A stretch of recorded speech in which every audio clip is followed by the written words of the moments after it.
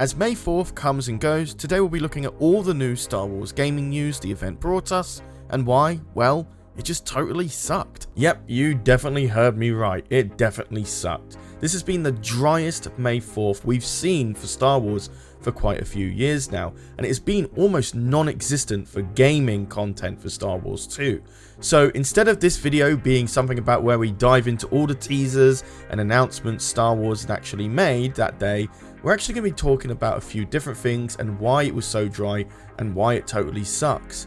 So be sure to like that video, it really helps us grow, and other than that, let's dive right into it. Okay, so let's go over the big news. Whilst it's certainly not gaming, we saw The Bad Batch finally premiering on May 4th on Disney+.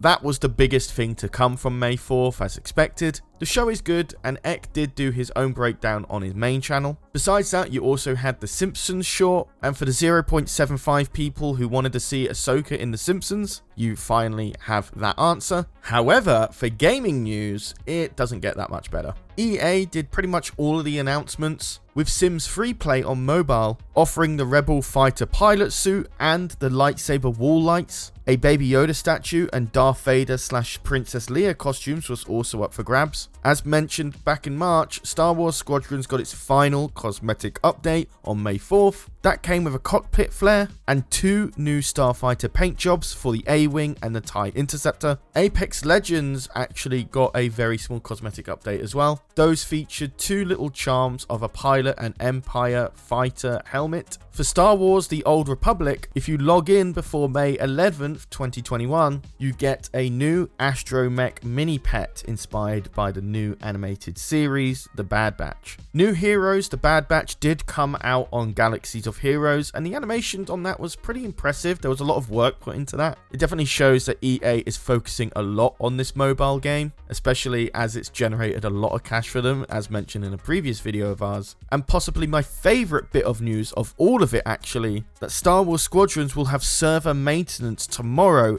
at 10 AM EST. So that's really exciting. You won't be able to play the game for 2 hours there. And besides that, that's pretty much it. That was all the updates we saw for May the 4th in terms of Star Wars gaming. It's really frustrating because there's been a lot of leaks suggesting to really new exciting projects that are being developed by numerous game developers. As mentioned, we've covered the KOTOR remake being made by Aspire Media, as well as the new Mandalorian game that has been leaked potentially a bit earlier than it's supposed to. Alongside that, we also have the hidden EA project that a lot of people are thinking is Battlefront 3. However, a lot of news is suggesting that this is going to be a spin-off series on the Inferno Squad. We have Star Wars Hunters that was announced earlier this year coming to the Nintendo Switch, the confirmed Jedi Fallen Order 2 in development by EA, and finally the confirmed Star Wars open world game being made by Ubisoft. So an enormous selection of Star Wars games in development, and none of them were either acknowledged or confirmed in May 4th. Now, I do get the counter argument, hey Charlie, they're probably going to be revealing it at E3 or EA Play. And that's fine, I get that, I really appreciate that, but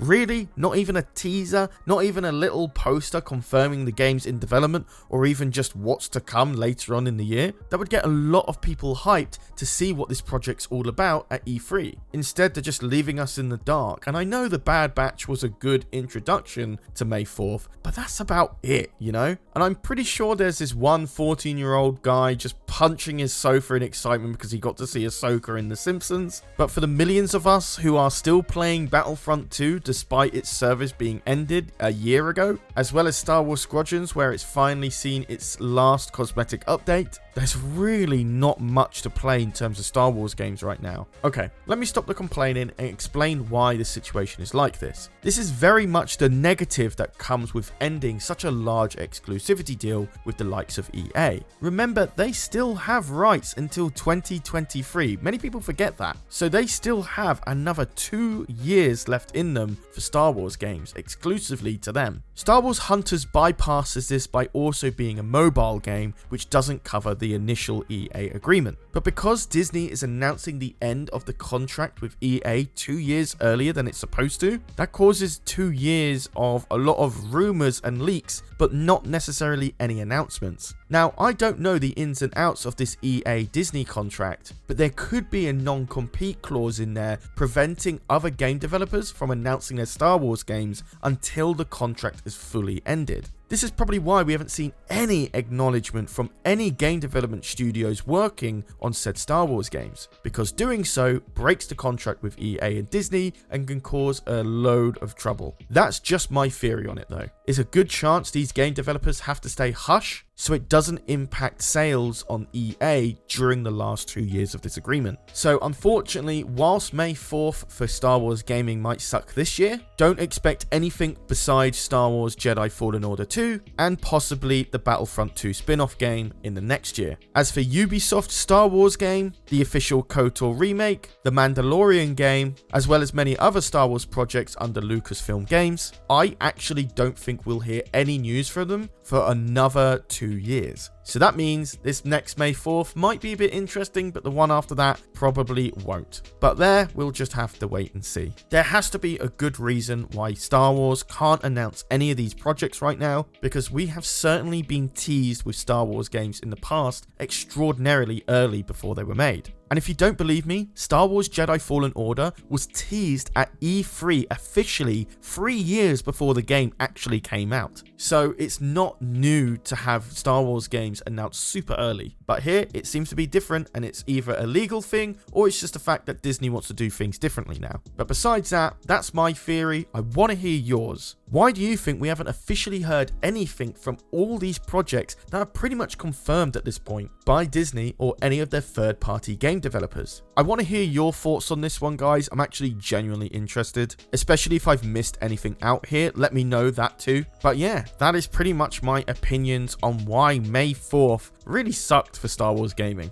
Well, that pretty much wraps it for today's video. What's your thoughts on the dry May 4th for Star Wars gaming? Do you think it was a disappointment, or do you think there'll be more announcements later on in the year? Let me know your thoughts and opinions on the whole situation in the comments down below. I read all of them, and I'll try to get back to some of you as well. But besides that, guys, I've been Charlie, you've been watching EcksToo, and I'll see you in the next video. Take care, guys.